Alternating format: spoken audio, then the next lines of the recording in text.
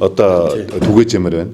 За өчигдөр бол одоо би чинь нөгөө Монгол Улсын засгийн газраас хэрэгжүүлж байгаа Монгол хүүхдүүдийг мэдлэгийн хоцрогдолтоос чөлөөлөе гэдэг одоо эх 2 жил хийж байгаа ажлуудынхаа замын зураглалыг танилцуулсан шүү дээ. За энэ хүрээнд бол одоо нөгөө гэрте ойрхон сургууль хамгийн сайн сургууль байна.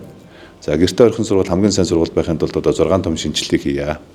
Эхлүүлсэн шинжил шүү дээ. Энийг одоо үргэлжлүүлээ. Нэгдүгээрт нь бол сайн хөтөлбөртэй байх хэрэгтэй. За хоёрдугаар сайн багштай байх хэрэгтэй. Тийм ээ. За гуравдугаарт бол сайн үнэлгээний системтэй байх хэрэгтэй. Дуурайч дүнгийн тогтолцоог байх хэрэгтэй тий. За дөрөвдүгээрт бол хүүхд бүхэн төсөвтэй байх хэрэгтэй. Нэг хүүхдийн хувьсах зардал гэсэн үг тийм ээ. За тэгээд 5 дугаарт нь бол одоо сайн сургуулийн менежменттэй байх хэрэгтэй. 6-аад нь бол цахим шилжилтүүдийг хийя. За ингээ энэ 6-ыг бид нар хийж чадах юм бол одоо хамгийн сайн сургууль бол гэрте ойрхон сургууль гэдэг бид нар бий болгож чаднаа. За тэгээд хөдөөгийн малчтын хүүхдүүдийг бид нар 6 настайд нь 7 настайд нь сургуульд оруулах болио. Аав ээжтэй хамт 8 нас хүртэл нь. Аав ээж нь одоо 9 нас хүртэл хамт байлгамаар бол 9 нас хүртэл нь. За хүүхдээ 10 нас хүртэл нь байлгамаар бол 10 нас хүртэл нь 8, 9, 10 нас хүртэл нь тусдаа хөтөлбөр сургалтын хөтөлбөрүүд гаргаж ирж ирье. За тэгээ хөдөөгийн 330 сум дээр байгаа 12 жилийнхаа тогтолцоог цөмөрөө эргэж харъя. Одоо 9-р ангид хүүхдгүү, 10-р ангид хүүхдгүү, 11-р ангид хүүхдгүү, 4-5хан хүүхдтэй ингээд олон сургуулиуд шүү. Тийм дундаас сум дунд ахлах сургуулийг гаргаж ирье. Тийм ээ. Сумн дээр бол бага сургууль, дунд сургууль байна. За тэгээд яг энэтэйгээ адилханаар аймгийн төв дээр Кембрижийн тогтолцоотой одоо ахлах сургууль гаргаж ирье. Тэгээд 5 бүсийнхаа төв дээр мөн Кембрижийн тогтолцоотой ахлах сургуулийг гаргаж ирье.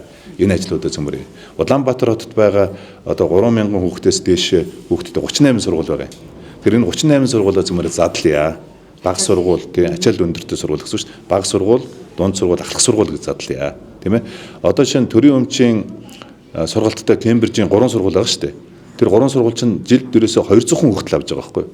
200 хүүхэд тэр 200 суудлал дээр чи 3000 хүүхэд өрсөлдөж байна гэж шүү дээ. Тэгэхээр цаана 2800 хүүхэд хаашаа очих вэ гэдэг чинь ойлгомжгүй байхгүй. Одоо яг тийм төрийн нөө хувийн өндөр үнэтэй сургууль руу очлоо биш тийм ээ. Тийм үү. Тэгэхээр цаашдаа бол яг энэ төрийн өмчийн шүү дээ. Төрийн өмчийн Кембрижийн тогтолцоотой ахлах сургуулийнхаа тав нэмье.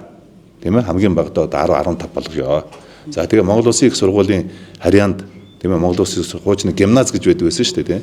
Тэгээ гимназ нэртэйгээр Монгол Улсын их сургуулийн харьяанд, шинжилгээ ухааны технологийн сургуулийн харьяанд Кембрижийн сургалттай ахлах сургуулиудын тоог аль болохоор нэмье.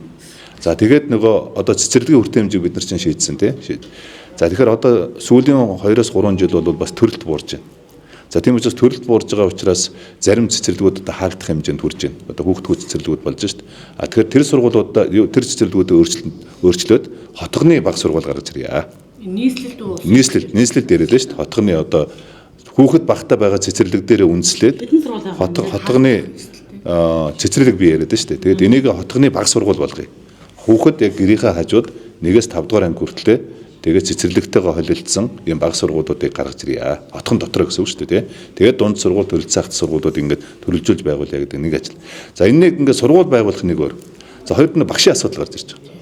За тэгэхээр одоо яг энэ өндөр нөгөө оноо авсан ган төмөр сайдын үеэс эхэлсэн хөтөлбөр шүү дээ. Яшийн өндөр оноо авсан хүүхдүүдийн чинь төр 100% зардалын дагаа багшаар бэлдэж байгаа шүү дээ. За өнгөрсөн хугацаанд бол 5000 орчим багшийг бэлдсэн юм байна.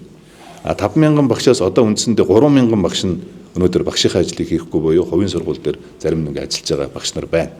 За тэгэхээр би хувийн сургуулийн бүх багш нарыг буцааж төрлөөгөө татна гэсэн үг ерөөсөө биш байхгүй. Эхний ээлжинд бид нар багшийн хомсдлуудыг одоо арилгахын тулд төр 100% тэр багшийн мэргэжлээ сурахад нь төр 100% зардлын даацсан 3000 хүүхдийн асуудал ирээд энтрийг одоо буцааж төрийнхөө сургуульд авъя. Эдгээр маань төрийн сургуульд ирэхгүй гэвэл тэр төрийн төрөөс гаргасан тэр зарлуудыг буцаагаад төлчихье л гэж байгаа байхгүй. Тэрнээс ч одоо хувийн сургууль дээр байгаа бүх багш нарыг эн чинь бүгд л хувийн сургууль саяхан байгуулагдсан чинь төрөөсөл сургуулиас яасан байгаа шүү дээ. Ер нь багш хүн хаана багшаалж ямар цалин авах нь хүний эрхийн асуудал шүү дээ. Тийм ээ. Тэгэхээр бид нар энийг үе шаттайгаар ерөөсөө багшийн хомслын асуудлыг шийдэе. Нэгдүгээр төрөөс 100% одоо зардлын багш болсон улсуудаа эхлээд урьдаа өгье.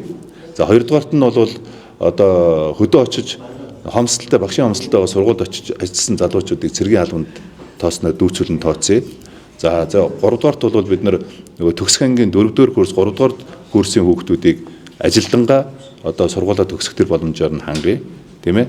Гэх мэтлэнгээр ингээд багшийн хомсдлуудаа нөхөх одоо юм үндэсний одоо олон хөтөлбөрүүдийг дэвшүүлье. Одоо нөгөө нэг би ч нэг их гоё нэртэй хөтөлбөр хэрэгжүүлэх гэдэг байна шүү дээ. Энэ чинь бол нөгөө Эрдэмт багш нарыг эх орон дуудаж байна, тийм ээ. За ингээд нөгөө хүндэт багш нараа хүүхдүүд нь хүлээж байна гэдэг энэ хэлбэр тийм. Чанарын асуудал ярьж байна. Тэгээ одоо нэгэн багш нарын цалин нэмэгдэж байгаа.